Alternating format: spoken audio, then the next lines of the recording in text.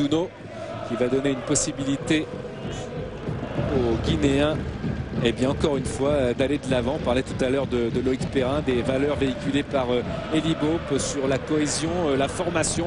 À noter qu'en fin de saison, c'est important, le centre de formation repassera en catégorie 1. Attention à Perrin juste devant. Le but stéphanois grâce à cette frappe d'une pureté inouïe de Loïc Perrin qui marque son deuxième but de la saison sur cette frappe fouettée à souhait, et il fait Charlie Tange, il le bat à 1-0 pour Saint-Etienne ici à Lens. C'est la surprise, mais quelle frappe magnifique de Perrin, 1-0 pour les Verts.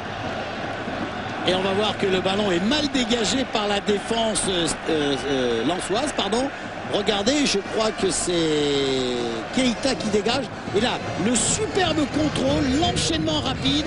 Regardez, non, c'est Diarra qui a mal dégagé le ballon. Regardez, amorti de la poitrine et frappe en demi-volée de la part de Loïc Perrin. Charlie Tange ne peut absolument rien. Techniquement, c'est absolument parfait. Attention à Cousin qui a décalé Thomer, la réaction lensoise avec le centre de Thomer. Ils sont doublés les Lensois et les Stéphanois aussi, mais Harouna est là pour remettre deux mondes pour le centre, mais Harouna n'est pas parti. Il est un petit peu gêné par le nombre de Stéphanois en défense. Il essaye d'aller sur le côté droit, il va un peu sur le défenseur, il le provoque. Et là, Vincent Ognon s'est laissé un petit peu emporter, c'est dommage. Coup franc intéressant donc pour le Racing Club de Lens.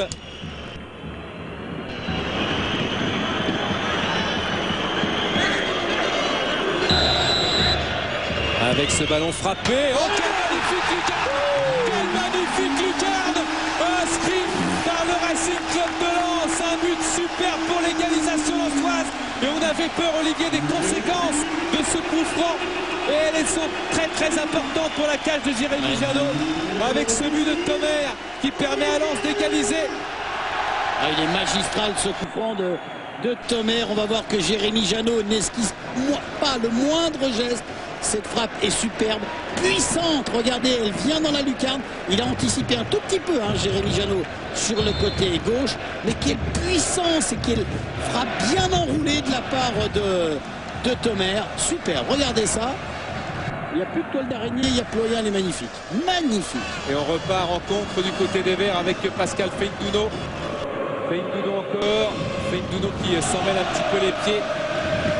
Il y a Ilunga qui est venu attaquer. Ce sera une sortie de but pour Charlie Tange.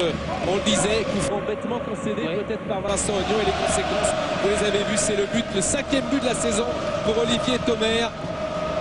Par contre, c'est le premier coup franc direct inscrit par cette équipe lensoise qui pourtant est la deuxième attaque du championnat. Elle n'a pas encore marqué sur le coup franc direct. C'est vrai. Ouais. Ni Saint-Etienne d'ailleurs, les deux équipes qui sont face à face n'ont marqué ni pénalty ni coup franc direct. Et ça valait le coup d'attendre 33 minutes pour voir Lens cadrer son premier tir. C'est le premier tir cadré pour les Lensois. Il est bien cadré. Ah ouais, et puis alors vu de derrière avec la caméra dans le but, c'est somptueux.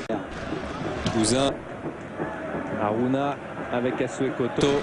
Asuekoto qui fait une bonne deuxième mi-temps parce que dans ses provocations, dans ses dribbles, il gagne tout. Il a bien décalé Cousin. La frappe et le deuxième but de Pierre Janot est là. Oh, quel réflexe exceptionnel de Jérémy Janot qui sort son équipe par ce réflexe absolument incroyable sur Harouna Dindan. Janot était là.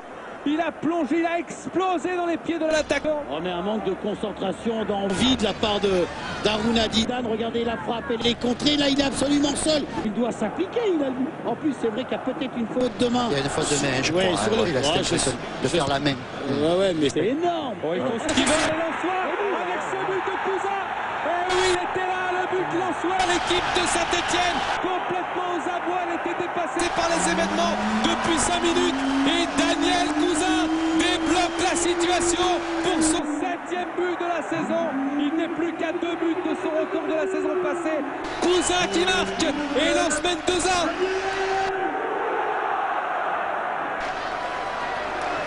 Et il me semble encore une fois, Denis, que c'est encore du côté d'Asuekoto que la différence a été faite. Voilà, sur ce ballon, le 1-2 entre Jussier et Diarra. Et ce but parfait, non c'est Thomer, pardon, qui donne le ballon à Cousin. Et cette frappe instantanée de Cousin ne laisse aucune chance à Jérémy Janot. Techniquement, c'est absolument parfait. J'ai le sentiment que sur cette action, que les Stéphanois n'étaient pas remis du but que Janot avait réussi à sauver juste avant. Ouais, ils étaient encore dans le...